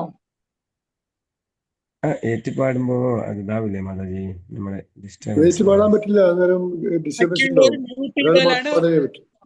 കേൾക്കാൻ പറ്റത്തില്ല. നിങ്ങൾക്ക് മ്യൂട്ട് ചെയ്തിട്ട് ഏറ്റുപാടാം. അതെ, നിങ്ങൾ മ്യൂട്ട് ചെയ്തിട്ട് അവരവര് പാടിക്കോളും. ദാമോദര അഷ്ടകം ഞാൻ വായിക്കാം, പാടാം. ഹരേ കൃഷ്ണ. ശ്രീ ദാമോദര ഭഗവാനിക്ക് ജയ്. നമാമീശ്വരം സച്ചിദാനന്ദരൂപം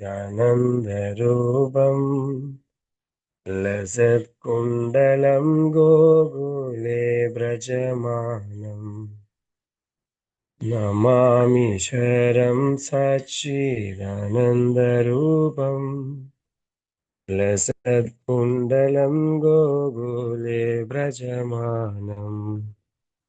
യശോദാഭിയോലോ ഗലാദവമാനം പരാമൃഷ്ടമാത്യന്തദോധൃത്യഗോപ്യ. യശോദാഭിയോലു ഗലാദവമാനം പരാമൃഷ്ടമാത്യന്തദോധൃത്യഗോപ്യ. രുദന്തം മുഹുർനേത്ര യുഗ്മം മൃജന്തം കരാംബോജയുഗ്മേന സാദംഗനേത്രം. രുദന്തം മുഹുർനേത്ര യുഗ്മം മൃജന്തം കരാംബോജയുഗ്മേന സാദംഗനേത്രം. ഭൂശ്വാസ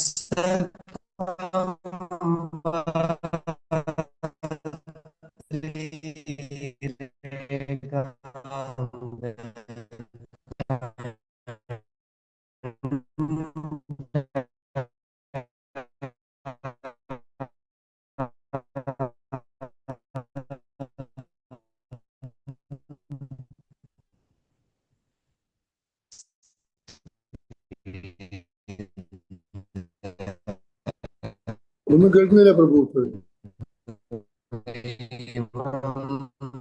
ദാമോദരം ഭക്തിരേകാംഗ കണ്ട നിഷിതജ്ഞേഷു ഭക്തിർജിതത്വം പുനഃ പ്രേമതസ്തം ശതാവൃത്തി വന്ദേ. ത്വദീയേഷിതജ്ഞേഷു ഭക്തിർജിതത്വം പുനഃ പ്രേമതസ്തം ശതാവൃത്തി വന്ദേ. വരം ദേവമോക്ഷം നാമോക്ഷവതിം വാ നക്ഷാന്യം വൃണേഹം വാരിഷാദബിഹ. വരം ദേവമോക്ഷം നാമോക്ഷവതിം വാ നക്ഷാന്യം വൃണേഹം വാരിഷാദബിഹ. ഇദം ദേവപൂർണാദ ഗോപാല ബാലം സദാ മേ മനസ്യാവിരത്താം വിമന്യേ. ഇദം ദേവപൂർണാദ ഗോപാല ബാലം സദാ മേ മനസ്യാവിരത്താം വിമന്യേ.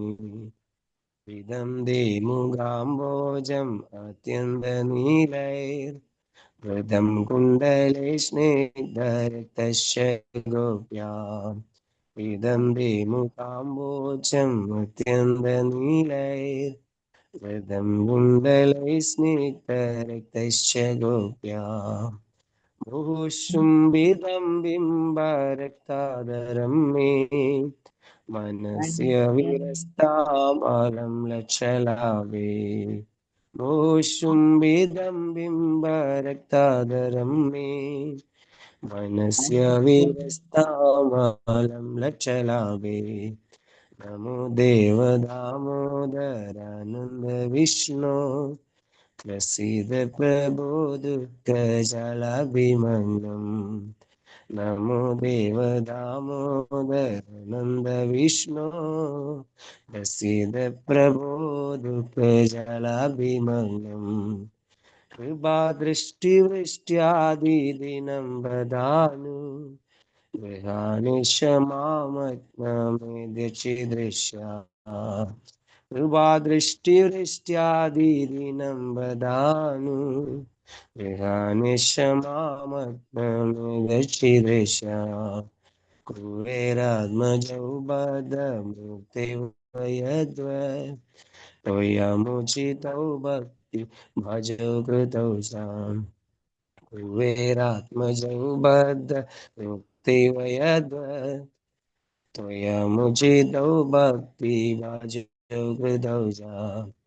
കഥാ പ്രേമ ഭക്തിം സോകാമേ പ്രയശ്ച നമോക്ഷേ ഗ്രഹോ മിസ്തി ദാമോദരേഹ. തഥാ പ്രേമ ഭക്തിം സോകാമേ പ്രയശ്ച നമോക്ഷേ ഗ്രഹോ മേസ്തി ദാമോദരേഹ. നമസ്തേസ്തു ധാമ്നേ സ്ഫുരദീപ്തിധാമ്നേ ഹൃദിയുദരായാദ വിശ്വാസ്യ ധാമ്നേ. നമസ്തേസ്തു ധാമ്നേ സ്ഫുരദീപ്തിധാമ്നേ ഹൃദിയുദരായാദ വിശ്വാസ്യ ധാമ്നേ. നമോ രാധികായൈ തോദിയ പ്രിയായൈ നമോ നന്ദലീലായ ദേവായ തുഭ്യം. നമോ രാധികായൈ തോദിയ പ്രിയായൈ നമോനന്ദലീലായ ദേവായ തുഭ്യം നമോരാധികായ സ്തോത്രിയ പ്രിയായ നമോനന്ദലീലായ ദേവായ തുഭ്യം ഹരേ കൃഷ്ണ കൃഷ്ണ കൃഷ്ണ ഹരേ ഹരേ ഹരേ രാമ രാമ രാമ ഹരേ ഹരേ ഹരേ കൃഷ്ണ കൃഷ്ണ കൃഷ്ണ ഹരേ ഹരേ ഹരേ രാമ രാമ രാമ ഹരേ ഹരേ ജയ ദാമോദര യശോദനന്ദന ദാമോദര ജയ പ്രഭുപദ ശ്രീല പ്രഭുപദ ശ്രീ രാധാ दामोदर भगवान की जय श्रील प्रभुपाद की जय. ഹരേ കൃഷ്ണ. വളരെ വളരെ നന്ദി.